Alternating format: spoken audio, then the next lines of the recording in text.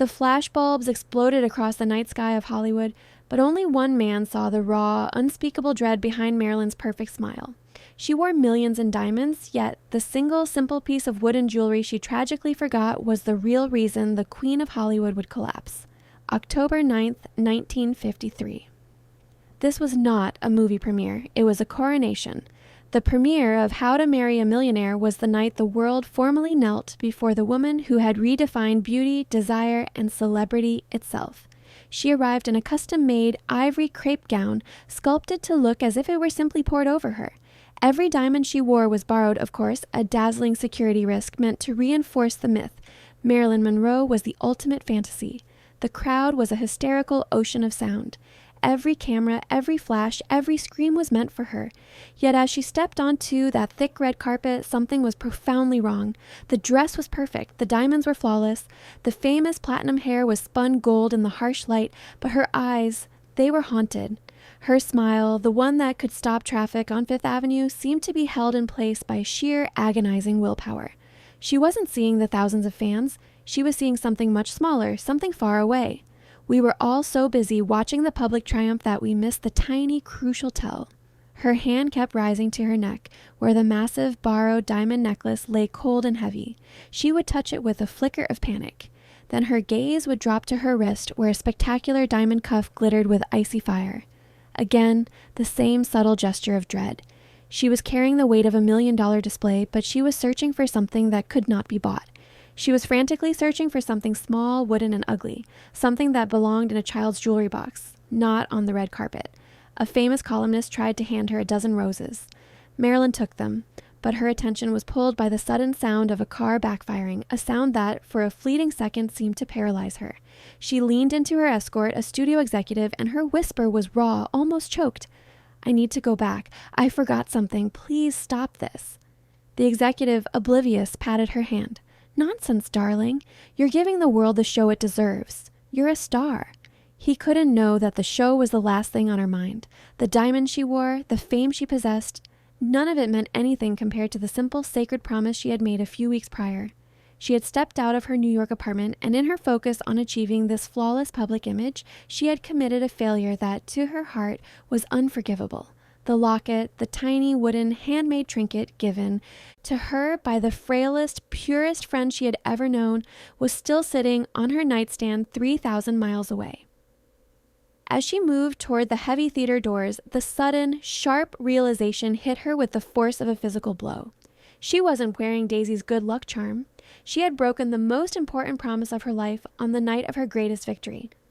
And as the immense carved doors opened, Marilyn Monroe's perfect smile was finally swallowed by the unspeakable grief of her own secret betrayal. The moment she crossed that threshold, the lights, the noise, the pressure, everything began to close in. She knew then, with absolute certainty, that she was not walking into a celebration, but toward a collision with her own terrible guilt. Weeks earlier, the most famous woman in the world had driven her unmarked car to a forgotten wing of a San Francisco pediatric ward, leaving her fame at the door. Nobody knew about these trips. To the public, Marilyn was a glittering creation. To the nurses and doctors, she was just Norma Jean Mortensen, a kind woman who brought gifts and quiet attention. She wasn't visiting for a photo opportunity, she was visiting for her friend Daisy. Daisy was 10 years old, small for her age, with eyes that held the wisdom of someone who knew her time was coming to a close. She was battling a severe illness. Daisy only wanted time with Marilyn, not the star, but the woman who sat by her bed listening without judgment, sharing quiet, private moments away from the cruel glare of the world. Their friendship was built on an astonishing mutual honesty. Marilyn confided in Daisy about the pressure, the loneliness, and the fear that the world would discover she was just a scared girl pretending to be a goddess. Daisy, in turn, confessed her own fear, not of her impending passing, but of the pain it would cause her mother. Their bond was a fragile shield against the harsh realities of their two very different lives. It was during one of these intimate afternoons, just 3 weeks before the premiere, that Daisy presented Marilyn with her gift. She reached beneath her pillow and pulled out a small, roughly carved wooden locket. It was made from a piece of driftwood smoothed by the ocean and her own small, dedicated hands. It was imperfect, chipped, and smelled faintly of sea salt and glue. It was the antithesis of the jewels Marilyn wore every day. "It's for you, Marilyn."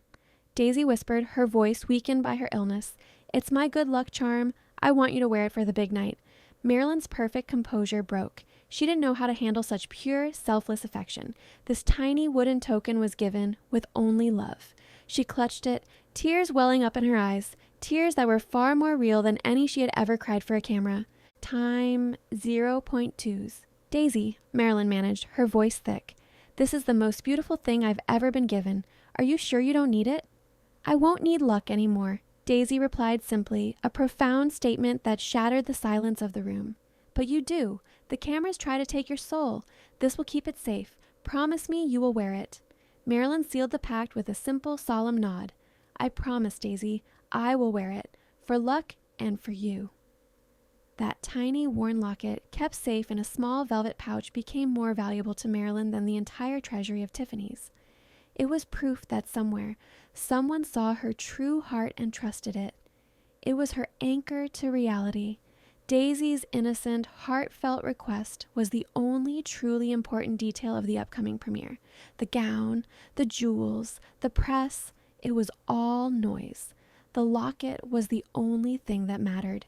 As Marilyn stepped into the premiere's glare, believing for one horrified moment that she had lost the locket entirely, she had not just forgotten a trinket.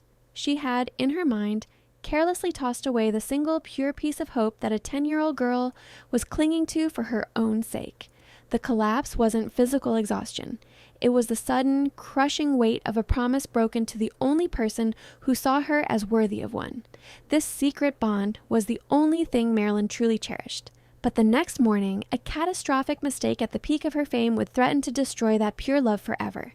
Subscribe now to see what she tragically forgot.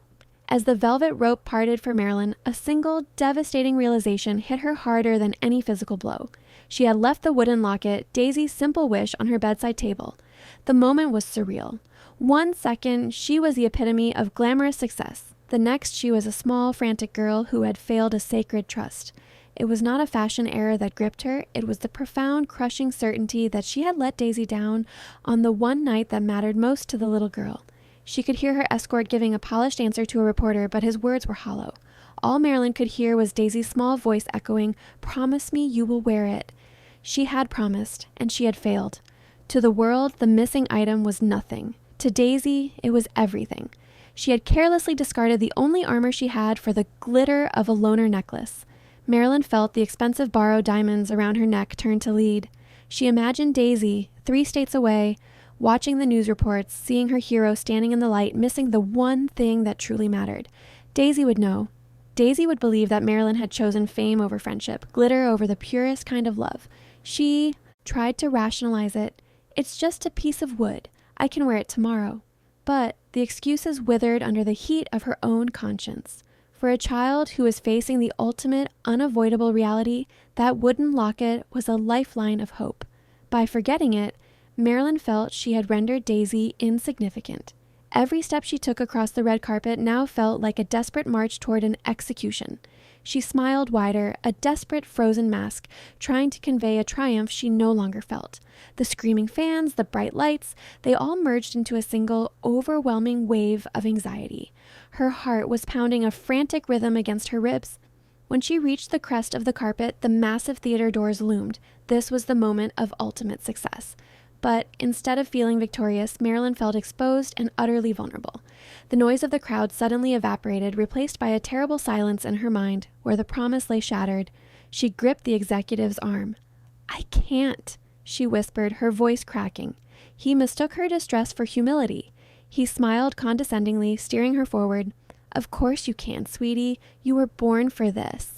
But Marilyn knew he was wrong. She wasn't born for this facade. She was born for the quiet, honest moments. And she had traded the truth for the performance.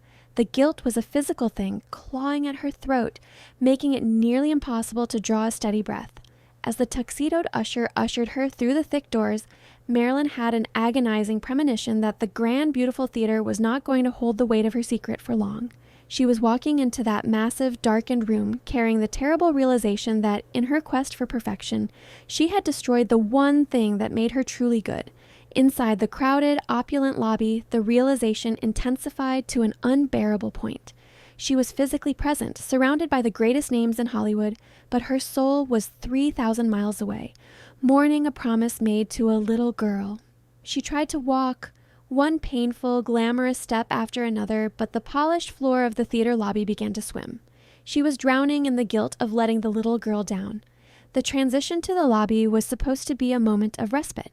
Instead, the change in light, coupled with the crushing weight of her failure, triggered a physical revolt in her system. The heat was suffocating. She felt a cold, clammy sweat break out beneath the heavy silk of her gown. Her hands started trembling uncontrollably, forcing her to clutch the arm of her escort. Every famous face that approached her seemed to blur into a mocking, indistinct mass.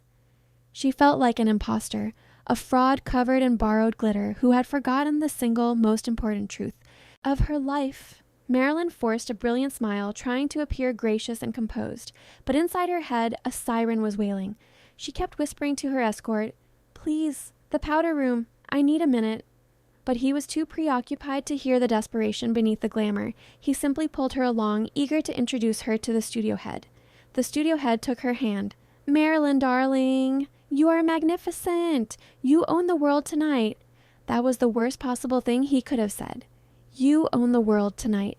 The statement hammered home the irony. She owned the world, yet she couldn't keep one simple, precious promise. Her fame felt worthless, soiled by her own carelessness. The magnificent jewels on her wrist seemed to mock the absent, humble locket.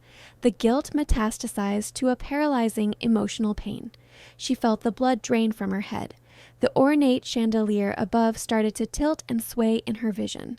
She tried to steady herself against a marble pillar, but her knees suddenly felt like wet paper. She could see the headline already. Marilyn Monroe collapses from exhaustion. And the tragedy was, she wasn't experiencing fatigue from working. She was collapsing under the weight of her own conscience. She muttered a strangled phrase, "I need air," and finally pulled away from the studio executive, pushing through the velvet curtains. She found a secluded corner near the coat check. She leaned against the cold wall, closing her eyes, attempting to ground herself. All she could see was Daisy's face, those wide, trusting eyes. The panic was rising now, hot and sharp. She had to get out. But the theater doors were shut, and the entire city was expecting her to sit through her own film. She felt trapped in a beautiful cage, unable to honor the one commitment that truly mattered to her soul. A wave of intense, dizzying nausea washed over her.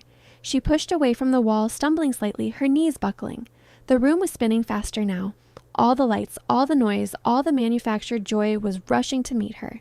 Her eyes found the red, blinking light of a news camera operator standing by the main exit, and a terrible clarity struck her.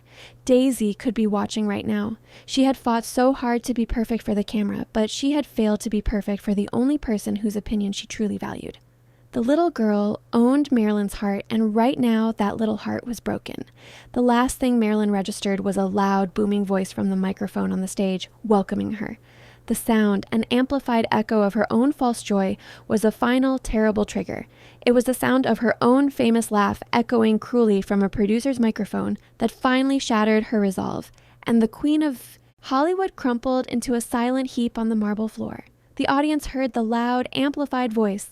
"And now, ladies and gentlemen, let's hear it one last time for the one and only Marilyn Monroe." And then the canned laughter from the film's trailer played. That sound, the fake sound of her own voice celebrating a life she felt she was failing, was the final trigger. The glittering world stopped. The diamond cuff slipped from her wrist, hitting the marble with a small, sharp clink. Marilyn's eyes rolled back. She simply dissolved, the exquisite ivory gown collapsing like a sculpture whose base had given way.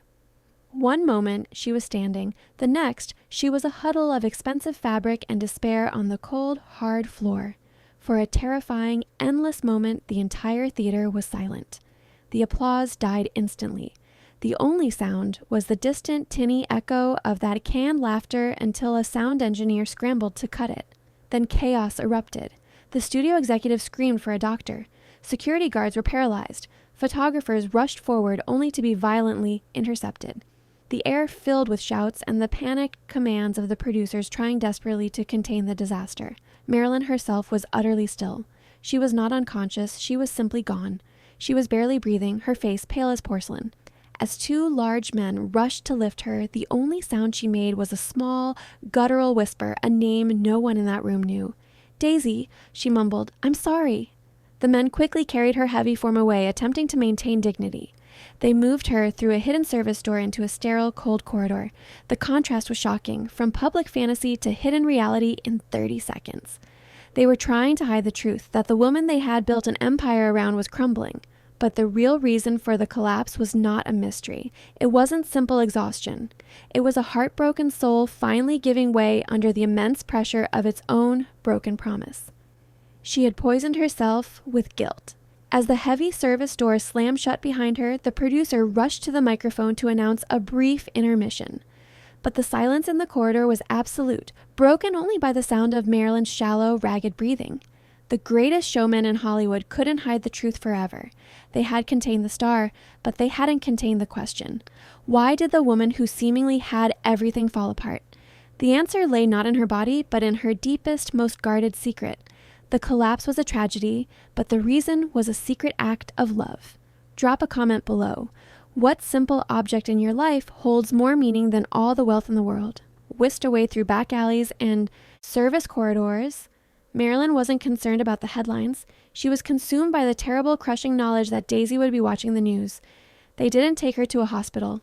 Instead, she was bundled into the back of a black limousine and rushed to a private, heavily secured apartment maintained by the studio.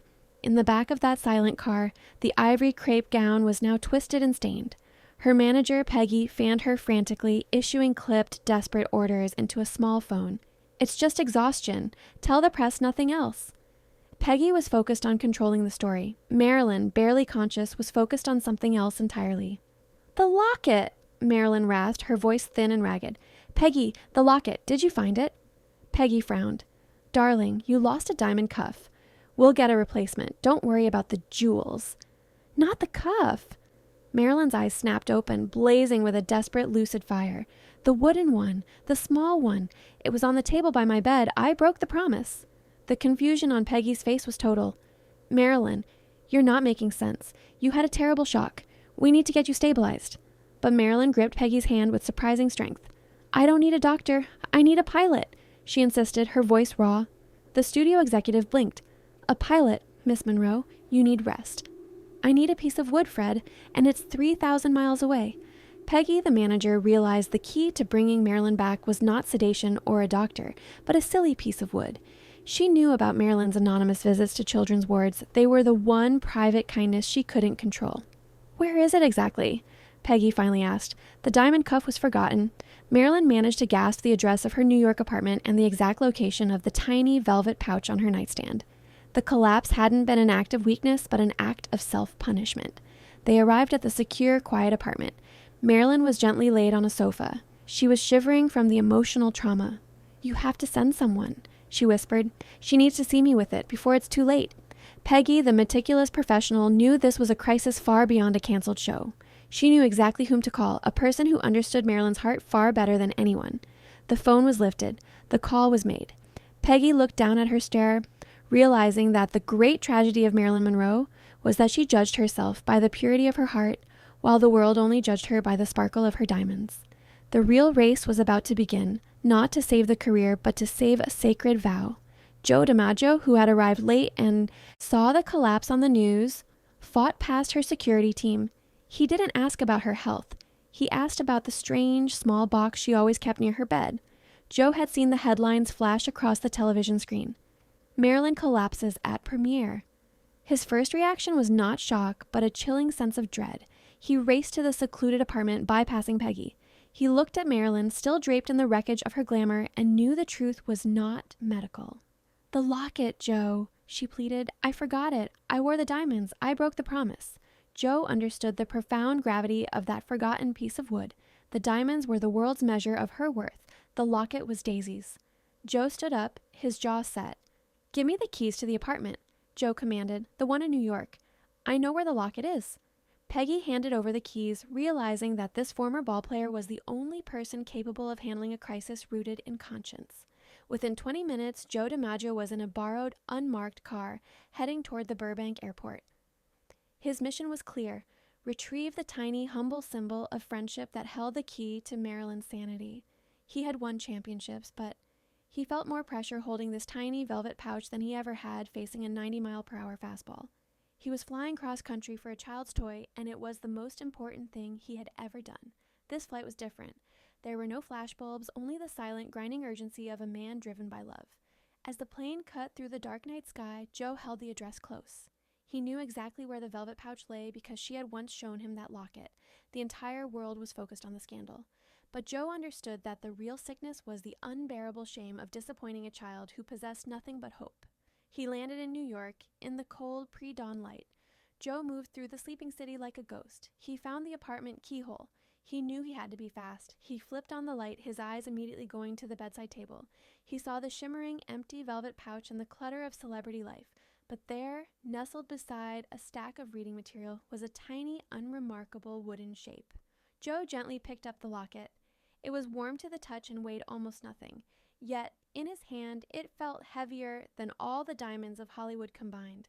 He closed his fingers around it, feeling a profound sense of relief. He secured the simple, priceless piece of jewelry and raced back to the airport. He was not bringing back an expensive jewel. He was bringing back Marilyn Monroe's conscience. The sun was just beginning to rise as Joe's chartered plane began its rapid ascent back to California. He was flying back to a fragile woman still in her ruined premier gown, waiting desperately for the proof that she was not truly a failure. When Joe returned, the premier gown still lay crumpled on the floor, but the sight of the small, simple wooden locket placed in her palm brought Marilyn back to the world. Joe knelt beside the sofa, opening his hands to reveal the tiny, humble token. The harsh light of the morning sun glinted off the scattered diamonds, but Marilyn's eyes were fixed only on the smooth, worn surface of the locket. Her breath hitched, a sound of relief and shame all at once. She carefully took the locket, holding it as if it were spun glass. The cold reality of the last 12 hours gave way to the warmth of the small piece of wood. She pressed it against her cheek. "I thought I had lost it, Joe."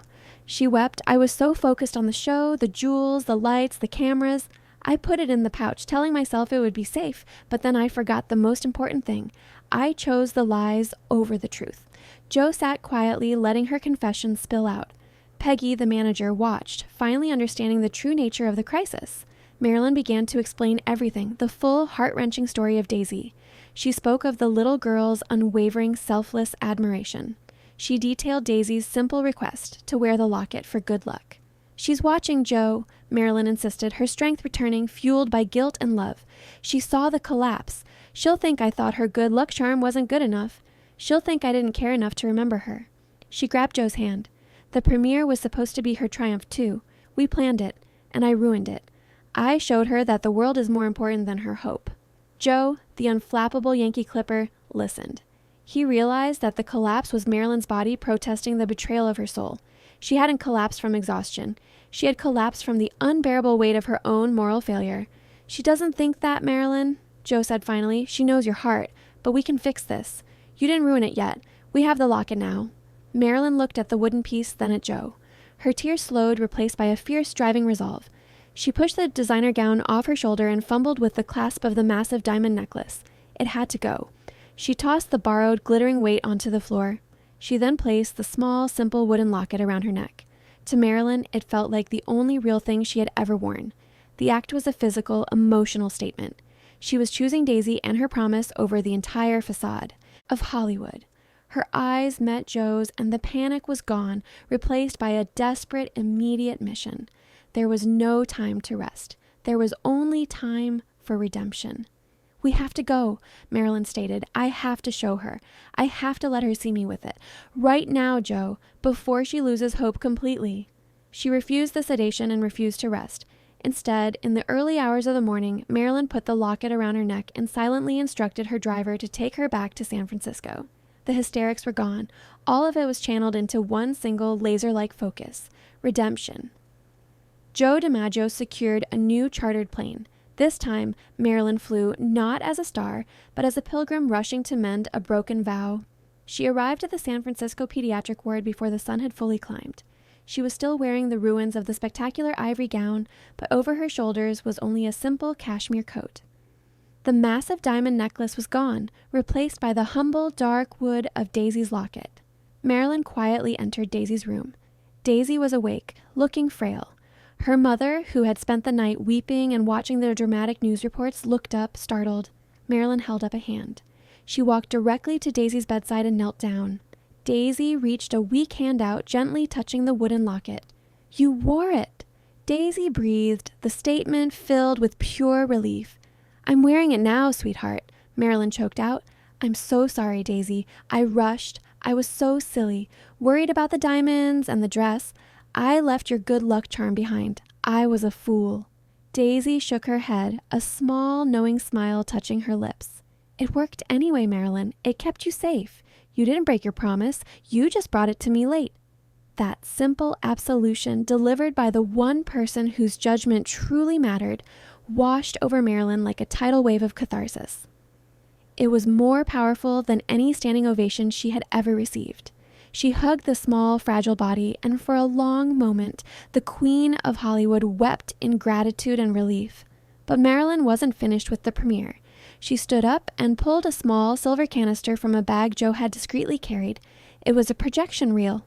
"The premiere is tonight, Daisy," Marilyn said, her voice now steady. "Not last night. The real premiere is right here with us. I had the studio send a copy. We're going to watch the movie together, just the three of us." Marilyn and Joe hung a sheet against the wall. Joe found a small portable projector, and as the rest of the world slept, the most famous movie of the year premiered privately, soundlessly, in a small, darkened hospital room. Marilyn sat by. Daisy's side, the wooden locket around her neck, whispering lines from the film and sharing popcorn. It was an audience of two. But it was the only genuine, beautiful premiere Marilyn Monroe had ever attended. It was a powerful, silent act of love that redeemed her soul. Marilyn traded the applause of the world for one little girl's smile. Share this story with someone who needs a reminder that the greatest success is found in the quietest, most selfless acts of kindness. Daisy passed away peacefully 3 days later, clutching the signed film reel. The press never understood the reason behind Marilyn's collapse, but the King of Hollywood knew the truth. Those 3 days were a borrowed miracle, a grace note in a life that was nearing its final, quiet conclusion.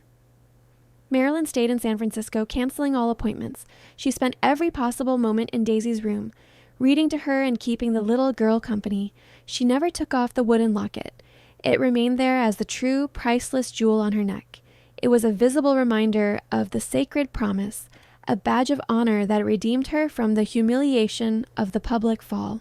When Daisy finally drifted away, her mother found her holding 2 things, her own hand and the film reel. Daisy's last lucid words were a message for Marilyn.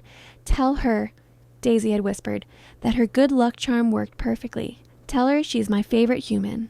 Marilyn received the news with a profound, quiet peace. She had honored her friend. She had used her fame to bestow dignity and joy on a little girl who needed it most. That, she realized, was the true measure of a star. Marilyn returned to New York, and the world immediately swallowed her up again. The press manufactured a dozen fake stories for her collapse. Marilyn never corrected them.